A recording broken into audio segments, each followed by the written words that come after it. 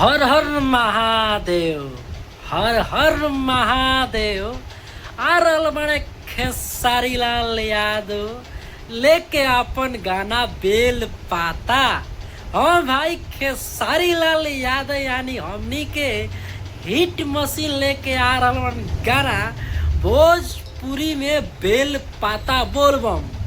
भाई सब कोई हो जाए के बाद तैयार, कैसे कि यार गाना बेल पाता। तो भाई सावन में एक बार लिख दे कोई, सब कोई कमेंट में हर हर महादेव। अब बता दे तेरी भाई कि हमनी के खेसारी लाल यादव लेके आ रहा गाना बेल पाता।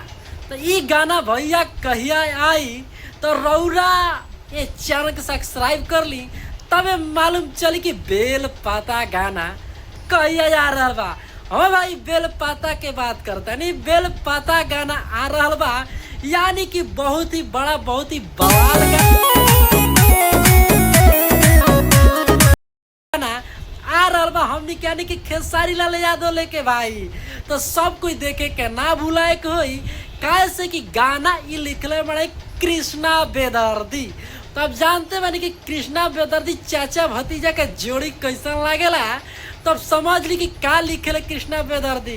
तो गाना भाई बहुत बिल्कुल पोस्टर देखे लागल कि सच में भाई बवाल हो कबे करी। गाना के नाम बा बेल पाता, तो सब कोई बेल पाता चढ़ावे, कमेंट में लिखे कोई हर हर महादेव। म्यूजिक के बात कर देता नहीं भाई, वे म्यूजिक विपुल जी ये गाना के कैले बानी पूर्ण रूप से।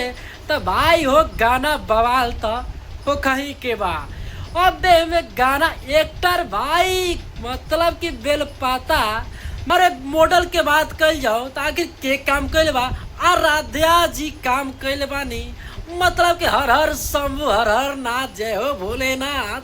अब बता दे तनी कि गाना के ड्यूट के कैले बा भाई हो वे हमनी के सरनी जेकर गाना भी बाज रहल बा शिल्पी राज। तो सब कोई गाना देखे खेसारी लाल यादव